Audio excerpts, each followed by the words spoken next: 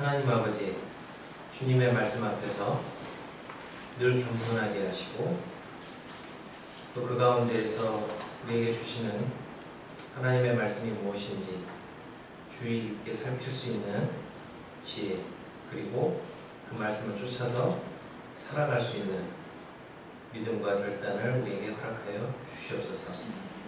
우리 주 예수 그리스도의 이름 받들어 기도드렸습니다. 아멘.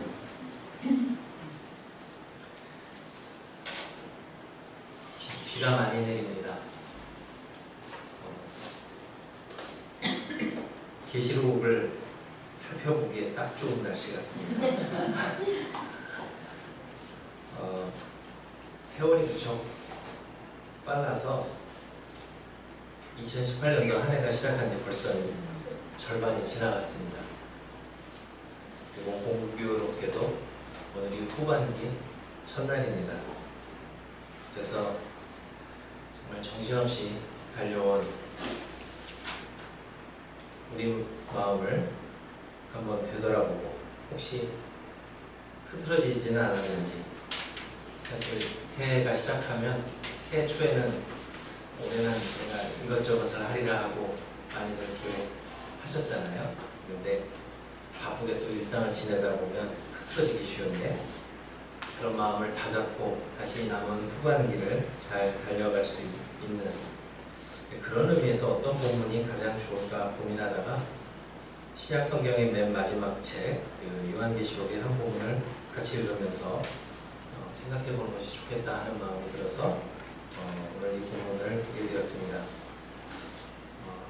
요한계시록이라는 책은 사실 접근하기 굉장히 조심스럽고 매우 어려운 책입니다. 누구나 다 마찬가지입니다. 신학자들도 피터지게 싸우는 책이고 또 목회자들 역시 설교하기 굉장히 부담스러워하는 책이 요한계시록입니다. 보면 학생들만 제일 용감한 것 같아요. 그리고 저 역시 지금까지 그 공부를 하면서 한 3분 정도 교수님을 통해서 요한계시록을 배웠는데 지금도 이 책을 자신 있게 잘 안다고 말하기가 어렵습니다. 그래서 다 읽고 나서 생각해 보면 제일 감사한 거는 그 계시록 1장 3절에 보면 이런 말씀이 있어요. 이 예언의 말씀을 읽는 자와 듣는 자들과 그 가운데 기록한 것을 지키는 자들은 복이 있다 라고 말씀하시는데 어느 틈에가 이 말씀이 참 감사해요. 왜냐하면 읽는 자와 듣는 자들과 그 가운데 기록한 것을 지키는 자들이 복이 있다고 하셨지 잘 해석하는 자가 복이 있다고는 안 하셨어요. 그래서 참 감사한 마음으로 그냥 모르면 모르는 대로 읽는 책이 요한계시록입니다.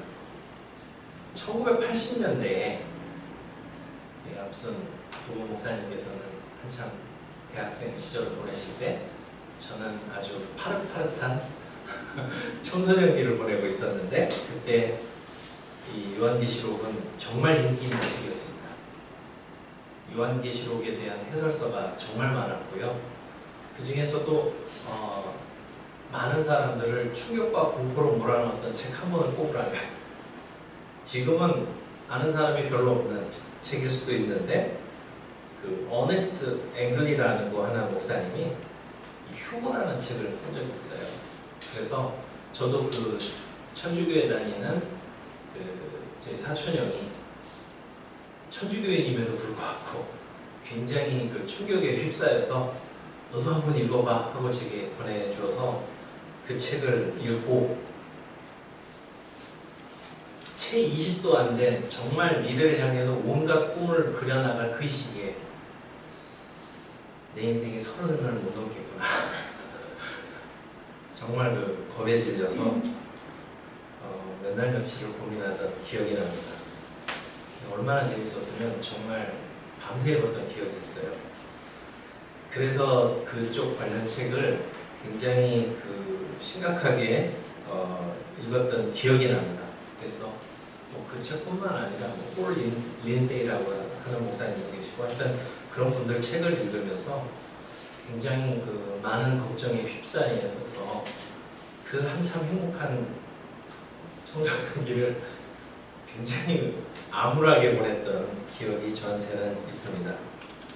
근데 저만 그랬던 게 아니고 우리나라 온 사회가 이러한 책들의 영향을 받고, 그래서 2000년이 시작되기 전에는 세상이 멸망하고 심판을 받는다, 하나님의 참된 백성은 휴거가 된다. 많이들 기억하실 거예요. 1992년 몇 월인지를 까먹었는데 하여튼 10월인가 그랬을 겁니다. 12월 20일. 아, 예.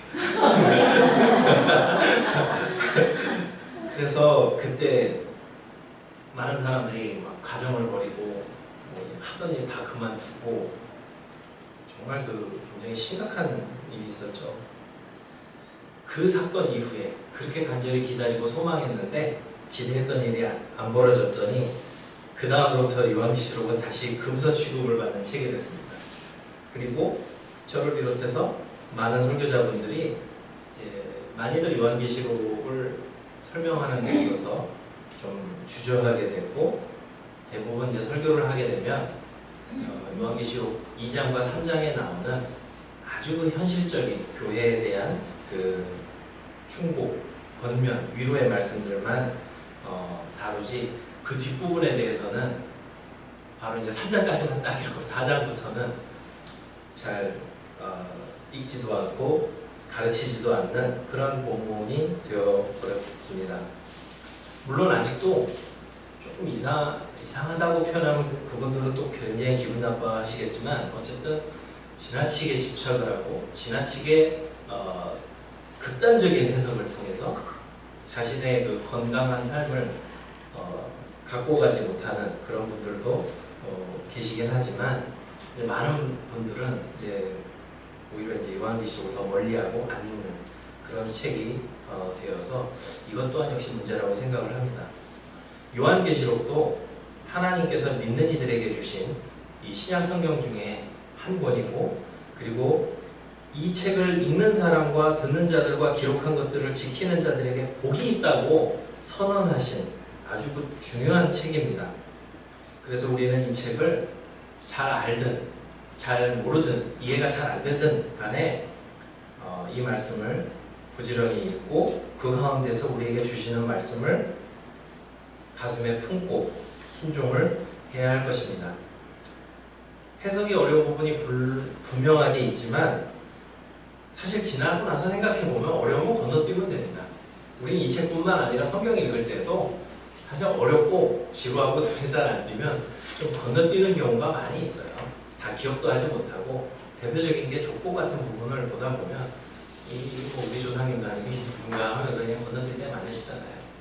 그래서 구약 성경의 수면제 같은 책이 역대기라고 많이들 이야기를 하죠. 잘 모르면 주님 잘 모르겠습니다 하고 그냥 건너뛰면 됩니다. 그리고 반복해서 읽다 보면 또 어느 순간 이전에 잘 몰랐다가 이게 이런 뜻이었나 하면서 이제 조금씩 깨달아 갈 수도 있기 때문에 난해한 부분들은 그냥 읽으면서 주님 잘 모르겠습니다 하면서 그냥 읽다 보면 의외로 또 요한계시록 전체적인 메시지는 굉장히 분명해집니다. 재미있는 일화를 읽은 적이 있는데, 미국 동부에 필라델피아에 아주 유명한 신학교가 있는데, 거기서 신학생들이 오후에 이렇게 농구하다가 보니까는 그 학교 관리하시는 아저씨가 앉아서 성경을 읽더라는 거예요. 그래서 한껏 오만한 이 친구들이 가서 어디를 보고 계십니까? 그랬더니 마침 요한계시록을 읽고 있더라. 그래서 읽는 것을 깨달으십니까? 이렇게 물어봤더니 의외로 단순하다 이 책은. 그래서 뭔데요? 그랬더니 이건 하나님이 승리하신다라는 내용이야. 그래서 돌아서 생각해보니까 맞네. 그러니까 이게 우리가 너무 지나치게 세세한 데에 막 매달려서 이게 뭘까 하지 않고 그냥 이 책이 뭐지? 라고 전체적으로 이렇게 읽다 보면 의외로 메시지는 굉장히 단순할 수 있다는 거예요. 그러니까 하나님께서 사실 우리에게 이 책을 통해서 그렇게 굵직굵직한 메시지를 통해서 은혜를 주시는 거지, 이게 뭔지 하나하나 다 찾아봐라. 물론 그러실 때도 있지만, 또 그것은 또 어떤 분들에게는 그것이 굉장히 중요한 사명이지만, 우리는 이 책을 통해서도 잘 몰라도 유익을 얻을 수 있는 부분이 충분히 있다는 것입니다. 요한계시록은 지금은 예수님을 믿는다는 그 이유 하나만으로 교회가 핍박을 받고 때로는 그 교회 공동체 안에서 여러 가지 어려운 문제들이 있어서 굉장히 그 곤혹스럽고 힘든 문제들이 발생했지만 결국 이 교회는 승리한다. 하나님께서 세상을 지으셨고 주관하시고 심판하시는 하나님이시기 때문에 하나님께서 승리하시고 이 교회들을 영광의 자리로 인도하신다는 그런 그 단순하고 분명한 메시지를 전달하고 있습니다. 다만 그러한 메시지를 전달하는 세세한 부분 속에서 어려운 문제들이 발생한다는 것이죠. 그래서 우리는 요한계시록을 접근할 때 이런 분명한 메시지 위에서 좀 몇 가지 원칙을 세우고 접근할 필요가 있습니다. 원칙 없이 읽으면 굉장히 그 혼란에 빠질 수 있기 때문입니다. 제가 개인적으로 요한계시록을 이해할 때는 중요한 원칙이 몇 가지 있는데 그중 첫 번째는 요한계시록은 우선 1세기에 소아시아에 있는 교회들, 특히 2장과 3장에는 7교회들이 소개되어 있기는 한데 그 각 교회에 주시는 말씀들 맨 마지막 부분에 보면 항상 후렴구처럼 반복되는 내용이 귀 있는 자는 성령이 교회들에게 하시는 말씀을 들을지어다 이렇게 말씀하시는 걸로 보아서 7교회는 어떻게 보면 샘플로 추출된 교회고 거기 이제 지역 전체에 있는 교회들에게 주시는 말씀이다. 이것을 이해하는 것이 굉장히 중요한 원칙이라는 것입니다. 그렇기 때문에 두 번째 원칙, 그러기 때문에 이 말씀이 당시에는 예언의 말씀으로 주어졌다 할지라도 한참 세월이 지나서 읽는 우리에게는 옛날의 사건일 수도 있다는 것입니다. 사실 이 원칙에 모두 다 동의하지는 않아요. 그래서 어떤 분들은 요한계시록에 있는 모든 내용은 전부 예언이기 때문에 앞으로 다 펼쳐질 일들이다. 그래서 마지막 때에 초점이 있기 때문에 그래서 각 시대별로 무슨 일이 생기는가를 가만히 보면서 이게 요한계시록에 기록된 내용이었어 하면서 이렇게 맞추는 분들도 있어요. 그래서 이런 원칙을 어떻게 갖느냐에 따라서 해석에 영향을 굉장히 많이 끼치게 되는데 아마 이것을 이해하는 가장 좋은 예는 요한계시록 13장 18절입니다. 지혜가 여기 있으니 총명한 자는 그 짐승의 수를 세어보라. 그것은 사람의 수니 그의 수는 잘 아시지 않나요? 666이니라. 그래서 제가 앞서 말씀드렸던 청소년기에 읽었던 그 휴거 같은 책에 의하면 이것은 미래의 일로 사람 몸에 무슨 바코드나 요즘은 베리칩인가요? 뭐 그런 이야기를 하시는 분들도 계시는데 잘 모르겠어요. 그랬죠. 베리칩이 뭔지 잘 몰라서. 그래서 이제 이걸 받으면 안 된다 하면서 이 666이라는 숫자를 설명하는 분들이 있어요. 이게 전부 다 미래의 사건으로만 보는 입장을 가진 분들이죠. 그런데 제가 앞서서 말씀드렸던 원칙에 의하면 이게 그럼 당시 1세기 소아시아에 있는 교회들에게 무슨 의미가 있겠어요? 이걸 받지 말라고 얘기를 했는데 그 사람들이 바코드가 됐든 베리칩이 됐든 받을 일은 없잖아요. 그 사람들에게 이 경고를 하는 게 무슨 의미가 있겠어요? 마치 그렇게 주장하시는 분들의 이야기는 하나님께서 1세기 소아시아의 교회들에게 편지를 보내면서 니들에게는 해당 안 되는 이야기지만 앞으로 이런 일이 있을 건데 그거 받으면 안 돼. 그러면 완전히 1세기 소아시아에 있는 교회 사람들은 다 소외돼 버리잖아요. 이런 식으로 그 우리 중심적으로 해석하면 안 된다는 거예요. 666이라는 숫자는 오히려 그 당시 사람들의 관습에 비추어서 이해를 하는 것이 좋습니다. 그리고 이게 꼭 666이지도 않아요. 왜냐하면 신약성경에 많은 사본들이 있어요.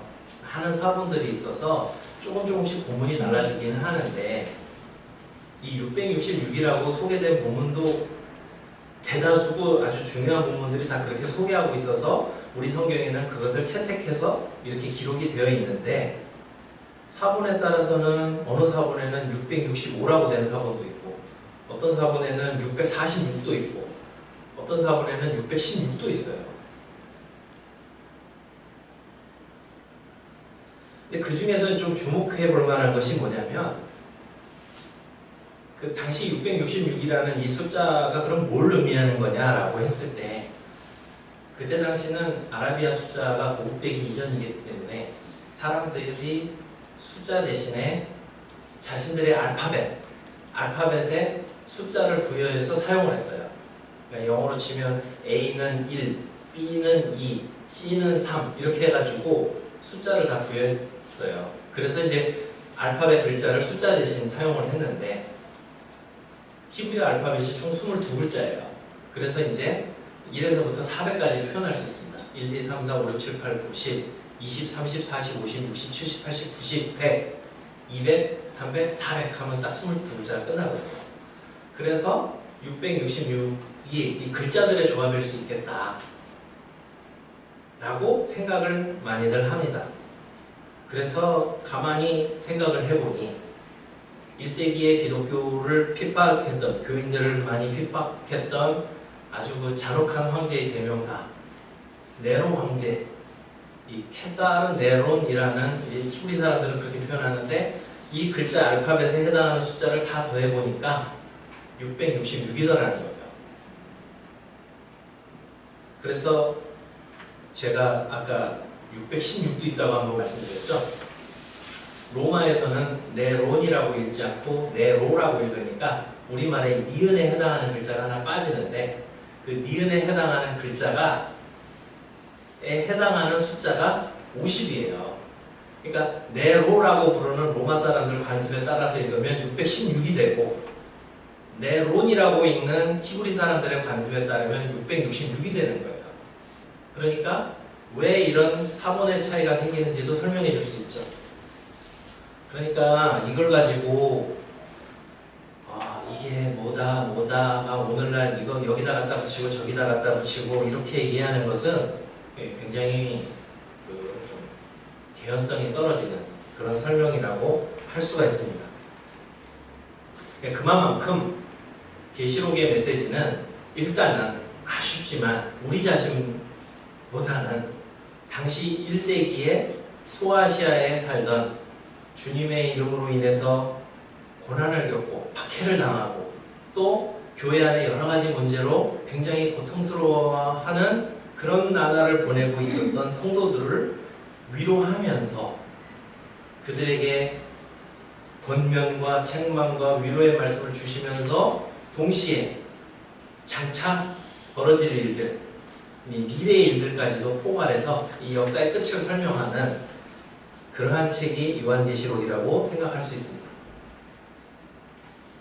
이런 관점을 가지고 읽으시는 것이 좋지 않을까 저는 말씀을 드립니다. 우리가 사실 초대교회에 대해서 종종 환상을 갖고 있는 경우가 많습니다. 그래서 많이들 초대교회로 돌아가자 이런 그 표도 많이 있는데 사실 사도행전 전반부만 읽어보면 이 표가 참 굉장히 그럴싸하게 들려요. 초대교회로 돌아가자 그러면 성령 충만하고 말씀이 흥왕하고 사람들이 서로 사랑해서 가진 것을 그냥 아낌없이 나눠서 같이 쓰는 아름다운 교회를 우리가 생각할 수가 있는데 그런데 요한계시록 2장 3장에 나오는 7교회의 모습만 봐도 사실 초대교회랑 우리랑 많이 비슷하다라는 생각을 갖게 됩니다. 에베소 교회 정통신앙을 가졌다고 칭찬을 받습니다. 그렇지만 첫사랑을 잃어버렸다고 책망을 받습니다.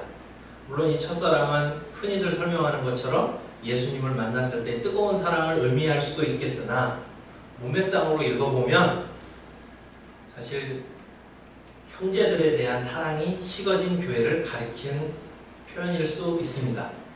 그러니까 첫사랑이라고 하는 게 처음에 예수님 믿고 감격해서 서로가 서로를 향해서 귀히 여기고 아주 아낌없이 사랑하다가 교회에 잘못된 가르침이 퍼지니까 이단들 색출해내고 너 그거 잘못이야, 너 이거 잘못된 신앙이야 하고 막 지적질하다가 어느 틈엔가 전부 이단 심판관이 돼가지고 형제들을 향해서 서로를 비난하고 정죄하고 고소하는 그런 상황이 벌어진 교회가 에베소 교회였습니다.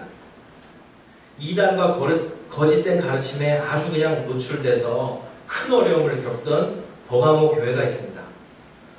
두아디라 교회, 심지어 4대 교회를 보면 살았다는 이름은 가졌는데 죽은 자라는 소리까지 들었습니다. 오늘날도 많이 얘기하잖아요. 교회라는 이름은 가졌는데 저게 무슨 교회야? 오늘날도 많잖아요. 라오디게아 교회. 교회는 굉장히 부유하고 번성한 교회인데 주님한테는 아주 최악의 평가를 받아. 토하야 내 집에. 이런 교회들이 초대교회에 있었다는 거죠. 칭찬받은 교회도 있어요. 서머나 교회, 빌라델비아 교회.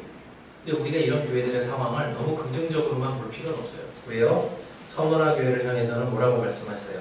환난과 궁핍과 박해 속에 있잖아요. 막상 그 교회 다니는 사람은 얼마나 힘들겠어요. 책망할 것은 없는데 교회가 너무 힘든 거예요. 빌라델비아 교회 칭찬만 받아서 심지어 막 빌라델비아 교회라고 이름 붙인 교회도 있어요. 근데 사실 주님도 이야기하셨잖아요. 작은 능력의 교회라고. 안에서야 또 주님으로부터 굉장히 긍정적인 평가를 받고 열심히 신앙생활을 하려는 사람들로 모여있지만 교회가 너무 작고 힘이 없는 거예요. 그 안에 있는 사람은 얼마나 힘들겠어요. 부유해도 문제고 작아도 문제고 또 박해가 있어서 문제고 안에 내부적으로 거짓된 가르침이 있어서 문제고 교회는 끊임없이 어려움이 따라다니고 문제가 있었습니다. 이 문제가 단순히 그들만의 문제가 아니었기 때문에 또 이것이 소아시아 교회 전체들의 문제였고 또 오늘날 우리도 겪고 있는 문제이기 때문에 항상 이 교회들에게 주시는 말씀 끝에는 아까도 말씀드린 것처럼 귀 있는 자는 성령이 교회들에게 하시는 말씀을 들을지어다 후렴구가 매번 반복되는 것을 보게 되는 것입니다. 어떻게 이러한 상황에서 하나님의 백성들이 힘을 얻고 살아나갈 수 있을까? 각 교회에 따라서 하나님께서 내가 다 안다 또 위로도 하시고 권면도 하시고 책망도 하시지만 사실 마음 자체가 무너지고 힘든 상황에서 이렇게 해야 되는 것은 알겠지만 그럴 힘이 없을 때 이걸 고쳐야 되는 것은 알겠지만 차마 이것을 놓지 못하고 있을 때 그때 우리는 어떻게 해야 되겠습니까? 그래서 바로 그 뒷부분에 이어지는 4장과 5장이 등장하는 것입니다. 교회는 어디서 위로를 얻고 어디서 힘을 얻고 무엇을 바라보면서 살아나가야 할 것인가? 오늘은 그래서 그 중에서 4장과 5장이 그 역할을 한다고 했는데 4장 말씀을 살펴보려고 합니다. 요한계시록 4장은 이 일들 후에라는 말로 시작을 합니다. 이 일 후에 우리 성경에 그렇게 기록이 되어 있죠. 이 일들 후에라는 것은 1장과 3장에서 이 요한 사도가 주의 날에 환상을 보고 소아시아 7교회에 편지하라는 명령을 받은 사건들 이후에 벌어진 일들이라는 뜻입니다. 하늘에 열린 문이 있는데 사도는 먼저 하늘에 열린 문을 봅니다. 이 표현, 이 열린 문이라는 표현은 그 요한계시록 앞에 3장에 보면 2번 나와요. 한 번은 빌라델비아 교회에 주시는 말씀에도 등장을 하죠. 내가 내 앞에 열린 문을 두었다. 그리고 3장 20절에 보면 이제 비슷한 표현이 하나 나와요. 뭐죠? 볼지어다 내가 문 밖에 서서 두드리노니 누구든지 내 음성을 듣고 문을 열면 내가 그에게로 들어가 그와 더불어 먹고 그는 나와 더불어 먹으리라. 문을 열면 이런 표현이 나오죠. 빌라델비아 교회에게 주셨던 그 표현은 좀 이중적인 표현이 있습니다. 여기서는 그냥 지나가고, 이 라오디게아 교회, 바로 이 4장 바로 앞에 있는 라오디게아 교회에 주셨던 말씀 중에 이 문을 연다라는 표현과 4장 1절의 열린 문을 생각해 보면 굉장히 재미있어요. 왜냐하면 3장 20절에 보면 내가 문 밖에 서서 두드리노니 누구든지 내 음성을 듣고 문을 열면 내가 그에게로 들어가 그와 더불어 먹고 그는 나와 더불어 먹으리라. 이렇게 교제하는 장면이 나오잖아요. 교회가 마음의 문을 열면 예수님이 들어와서 함께 교제 나누는 것처럼 보여지는데, 이게 재밌는 게 4장 1절에 가면 이게 하늘에 오히려 문이 열려서 요한 사도가 초대를 받는 장면으로 바뀌는 거예요. 이게 무엇을 의미할까 생각을 해보면, 사실 우리가 실상 우리의 문을 열면, 우리의 이 좁아쳐진 걸 여는 게 아니라 하늘에 열린 문이 있어서 초대받아 올라간다는 거죠. 이게 교제의 의미 아니겠어요? 이렇게 연결이 되어 있고요. 그 다음에 오늘은 크게 중요하게 다룰 문제는 아니지만, 이제 처음에 내가 말하던 나팔소리 같은 음성이 있고 이리로 올라오라, 이거는 출애굽기 19장에 보면 이제 모세가 시내산에서 계명을 받으러 올라갈 때 장면하고 매우 유사하다는 것을 볼 수 있습니다. 어쨌든 사도는 성령에 감동되어서, 계시록에 보면 이게 두 번째 감동이죠. 첫 번째는 1장 10절에 보면 이제 성령에 감동돼서 주의 날에 성령에 감동되고, 우리 식으로 얘기하면 주일날 성령에 감동되었고, 여기에 보면은 성령에 감동되어서 이제 이 비전을 보게 됩니다. 하늘의 열린 문을 통해서 하늘 보좌를 보았다. 이게 4장 2절 3절에 나오는데요. 여기 보면 이제 보좌에 대한 묘사가 나오죠. 앉으신 이의 모양이 벽옥과 홍보석 같고 또 무지개가 있어 보좌에 들렸는데 그 모양이 녹보석 같더라. 잘 안 와닿죠. 왜냐하면 일단 저는 보석을 잘 몰라요. 그래서 이게 그냥 시큰둥한데, 조금 그 어떤 영어 성경에 보니까 벽옥은 제스퍼 이렇게 돼 있고 홍보석은 루비, 많이들 좋아하시죠? 그 다음에 보좌에 들린 것은 녹보석 같다, 에메랄드입니다. 조금 와닿나요? 네, 그러나 저는 보석을 잘 몰라서 잘 모르겠어요. 근데 어쨌든 제 눈에 띄는 거는 이 보석들보다 무지개가 눈에 띕니다. 에스겔서 1장 28절에 보면 무지개는 하나님의 영광의 형상의 모양 이렇게 등장하는데, 그보다 더 앞서 창세기 9장 13절 이하에 보면 무지개는 언약의 징표입니다. 무슨 언약의 징표죠? 오늘처럼 이렇게 비가 오는 정도가 아니라 비가 훨씬 더 많이 와서 아예 온 세상이 뒤덮인 심판이 노아 때에 있었는데, 다시는 이런 그 세상을 쓸어버리는, 물로 세상을 쓸어버리는 심판을 하지 않겠다고 하나님께서 약속하시면서 그 징표로 무지개를 보여주셨죠. 근데 그 보좌에 무지개가 둘러있다는 건 이게 무슨 얘기일까요? 이 세상이 버티고 있는 건 하나님 때문이라는 거죠. 하나님께서 언약을 붙들고 지키고 계시기 때문에 이 세상이 유지되고 있는 것입니다.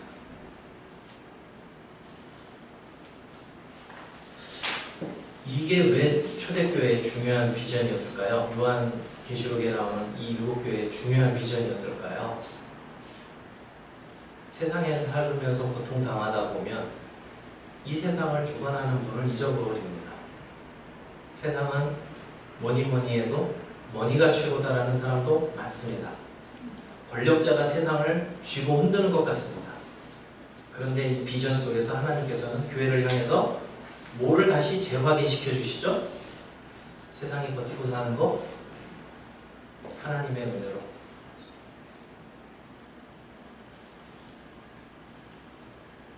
그리고 하나 더 재밌는 것은 이제 5절에 보면 보좌로부터 번개와 음성과 우레소리가 난다고 묘사되어 있는데, 이게 이제 6장부터 쭉 진행되는 그 인나팔 대접심판 때마다 등장하는 게 번개와 음성과 우레소리입니다.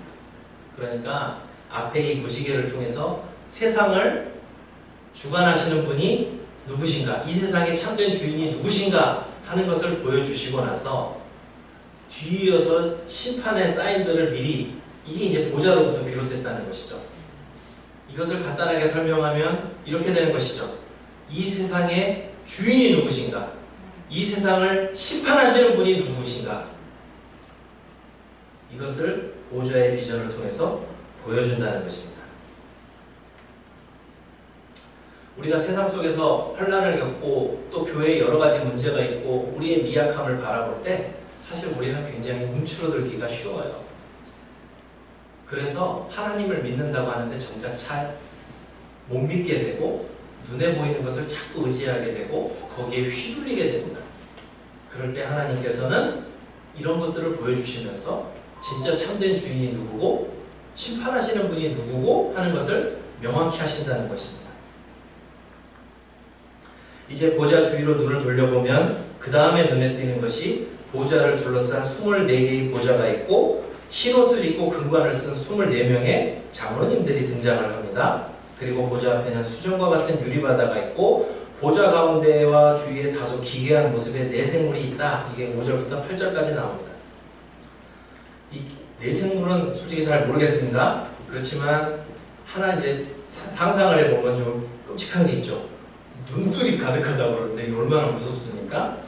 그런데 아무것도 모르는 제 입장에서 봤을 때는 눈들이 가득하다고 하면 약간 징그럽고 무서운 생각이 들지만 눈들이 가득하다라는 건 결국 뭐겠어요? 지켜보는 눈이 많다는 거잖아요. 의미하는 게 뭘까요? 다 보고 계신다는 거예요.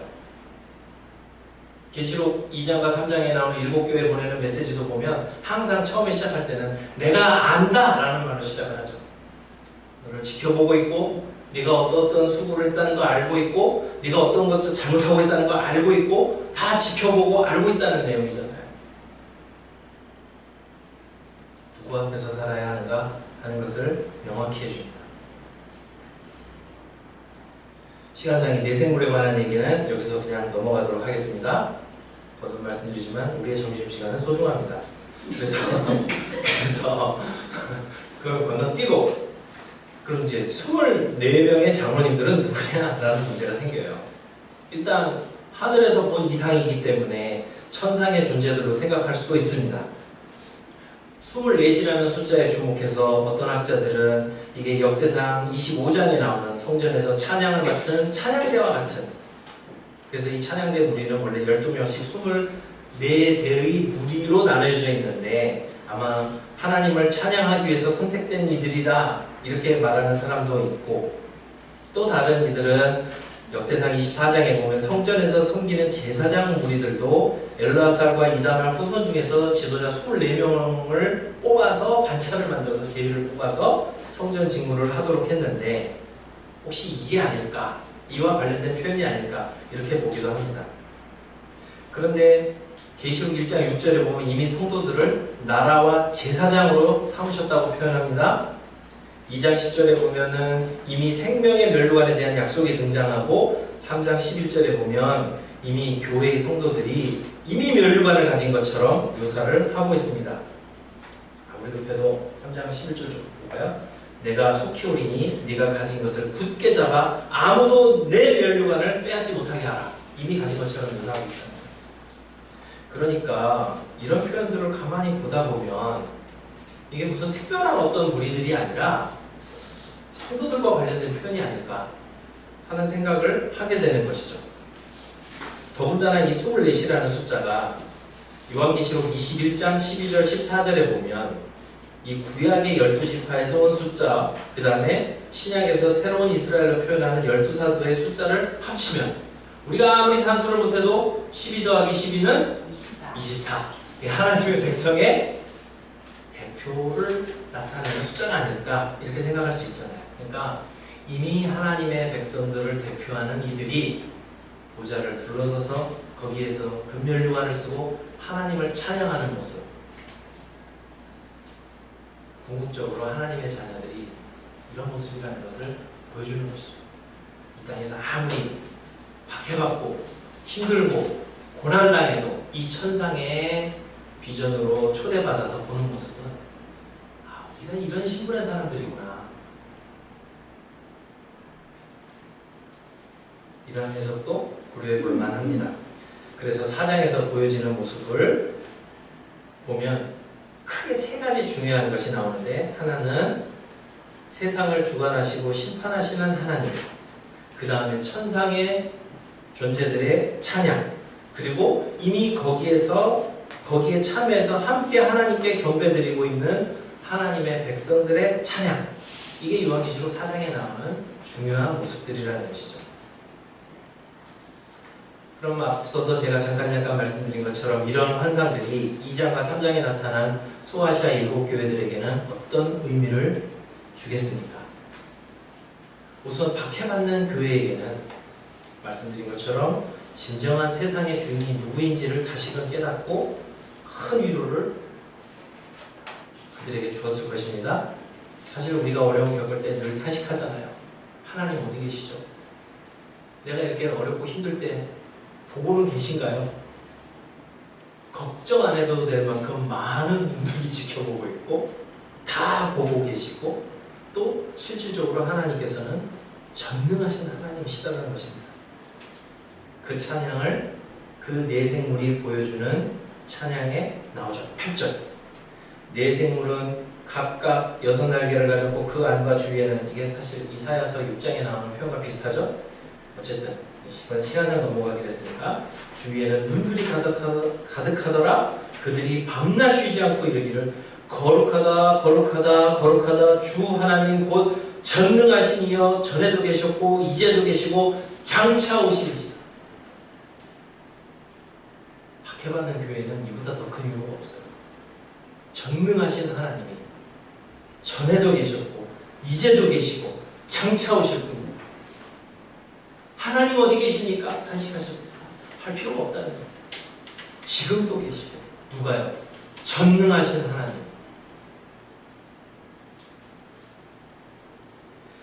박해받는 교회만 있었던 것이 아니죠. 거짓된 교사와 가르침으로 어려움을 겪는 교회들도 있었습니다. 대표적으로 우리 라오디게아 교회 잠깐 말씀드렸죠. 어느 틈엔가 너무 부유해져서 교회라는 간판은 달고 있는데 점점 주님과 멀어져가는 그런 교회에게는 11절에 나오는 찬양이 굉장히 의미가 있었을 것입니다. 우리 주 하나님이여 영광과 존귀와 권능을 받으시는 것이 합당하오니. 영광과 존귀와 권능은 주님께 드리는 것이죠.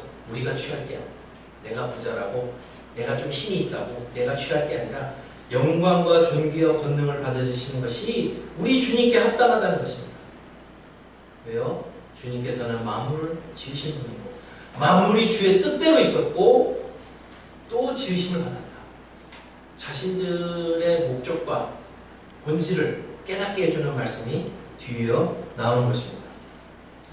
잠시 잠깐 부와 명예와 영광에 취해서 사는 교회들에게 이보다 더 중요한 이야기가 어디겠습니까? 여러분들의 본질이 무엇인지를 다시 한번 찾아보십시오 하는 그러한 찬양이 드려지고 있었던 것입니다. 거짓 교사들이 사실 괜히 나오겠습니까? 다 하나님의 말씀을 살짝 고쳐서 자기를 쫓게 만드는 것이 거짓 교사들의 특징이잖아요. 하나님께 돌려드려야 할 영광과 존귀와 권능을 내가 나눠 먹겠다고 하는 게 거짓 교사들이잖아요. 그래서 어느 틈엔가 내가 그니라 하고 오는 게 거짓 교사들이잖아요. 내가 잘났고 내가 훌륭해서 이만큼 됐다라고 자랑하는 게 거짓 교사들이잖아요. 그들에게는 따끔한 권고와 같은 찬양이 11절의 찬양입니다. 우리 주 하나님이여 영광과 존귀와 권능을 받으시는 것이 합당하오니 주께서 만물을 지으신지라 만물이 주의 뜻대로 있었고 또 지으심을 받았나이다. 이 땅에서 잠시 부와 환락에 취한 교회들에게는 정말 너무나도 절실하고 필요한 찬양이 바로 이 찬양이었던 것입니다. 이렇게 보면 요한계시록 4장은 소위 이 현실 세계의 어느 틈엔가 좁아져서 그 안에 갇혀있는 우리의 눈을 열어서 하늘을 바라보게 하는, 우리 신앙의 본질로 되돌아가게 하는 역할을 하는 것이 요한계시록 4장입니다. 오늘날에도 교회는 여전히 시끌시끌합니다. 부유해져서 하나님 앞에서 토하여 내침을 당할 것 같은 교회 이야기를 듣습니다. 거짓된 가르침이 특실돼서 성도들의 신앙이 위협받는 소식을 듣습니다. 교회가 음행을 저지르고 우상에게 절합니다. 교회에서 사랑이 식어집니다. 교회가 박해를 당합니다. 주위를 둘러보면 탄식과 절망만 있을 것 같은 그 속에서 사실 하나님께서는 본질로 돌아가게 하는 새 일을 행하십니다. 하나님께서는 박해 속에서 유배를 당해 밤모섬에 있었던 요한에게 주의 날에, 되게 중요한 표현이에요. 말 그대로 주일에 성령에 감동되어 주님의 환상과 그가 붙드시는 교회의 모습을 보여주시고 당시 교회의 온갖 천태만상을 보여주시고 위로와 경고와 책망의 메시지를 주신 후에 그럼에도 불구하고 이 땅에서 성도들이 주님의 음성을 듣고 문을 열면 하늘의 비전으로 초대하시고 이 땅의 참된 주인이 누구이신지 우리가 무엇을 바라보고 어떤 목적의식을 가지고 살아야 하는지를 일깨워 주십니다. 그게 바로 어떤 자리겠어요? 예배의 자리입니다. 이 땅에서는 비록 우리가 지금은 소수로 모여있고 또 어떤 면에서는 좀 어설픈 구석도 많고, 제가 시골교회에서 전도사로 사역할 때는 주일날 찬양대가 찬양을 하면 높은 곡이 나오면 왠지 제가 첫 소절을 듣는데 가슴이 불안해서 저 절정을 넘어갈까 그러다가 얘 넘어가면 저도 모르게 아멘 할 때가 있었어요. 그게 불안해요. 근데 여기 와서는 정말 감사하게 그런 위기의 순간을 별로 못 봤어요. 다만 요즘 대세를 따라서 우리 찬양대가 그 아이돌 걸그룹처럼 따로 분산돼서 활동하다가 어떤 때는 완전체로 모여서 활동하는데, 감사하게도 오늘이 완전체로 모여서 활동하는 날이었어요. 우리가 예배를 드릴 때 사실 이 땅에서 드리는 이 예배가 어떤 때는 조금 좀 모자란 것도 있고 부족해 보이는 것도 있고 초라해 보이는 것도 있지만, 그러나 중요한 것은 우리가 예배를 드릴 때 실상 우리는 하늘의 예배에 참여합니다. 우리가 조금 부족한 것 같아도 하나님을 향해서 가슴 속에서 우러나오는 찬양을 드릴 때 사실 이 찬양은 하늘에 맞닿아 있다라는 이 감격적인 사실, 그것을 우리가 예배를 드릴 때마다 꼭 기억할 필요가 있습니다. 예배가 무엇인가? 이 세상의 참된 주인이신 주님을 바라보는 것입니다. 우리의 알량한 인간 조건을 자랑하거나 무의미한 껍데기로 자신을 치장하는 것을 멈추고 주님께 합당한 영광과 존귀와 권능을 돌려드리고 그분께 엎드려 순복하는 것입니다. 현실의 고통 속에서 자칫 불신에 빠지거나 지친 마음, 다시금 주님을 바라보고 힘을 얻고 믿음의 길을 걷게 하는 것이 예배입니다. 우리가 어느 틈엔가 마음이 흐트러져 있다면 제일 먼저 회복해야 될 것은 주일 오전에 우리가 함께 모여서 드리는 이 예배를 회복하는 것입니다. 시간이 됐다고 그냥 허겁지겁 나오지 마시고 이 예배가 하늘에 맞닿아 있는 예배라는 사실을 기억하시면서 2018년도 새롭게 하반기를 시작하는 이 날에 다시금 주님을 바라보고 예배를 드리며 새롭게 믿음의 전진을 하는 저와 여러분 되시기를 주님의 이름으로 축원합니다. 네. 기도하겠습니다. 하나님 아버지, 감사합니다. 참 우리가 우리 자신을 보기에 부족한 것이 많고 모자람이 많고 심지어 초라해 보일 때도 많이 있습니다. 그러나 주님께서 우리의 기도와 우리의 예배를, 우리의 삶을 항상 지켜보고 계시고 또 얼마나 우리를 귀히 여기시는지를 말씀을 통해서 배웁니다. 주님, 우리가 우리 자신의 이 좁은 시야를 벗어버리고 하나님의 눈으로 우리의 삶을, 우리의 예배를, 우리의 교회를 바라볼 수 있도록 주여 도와주시옵소서.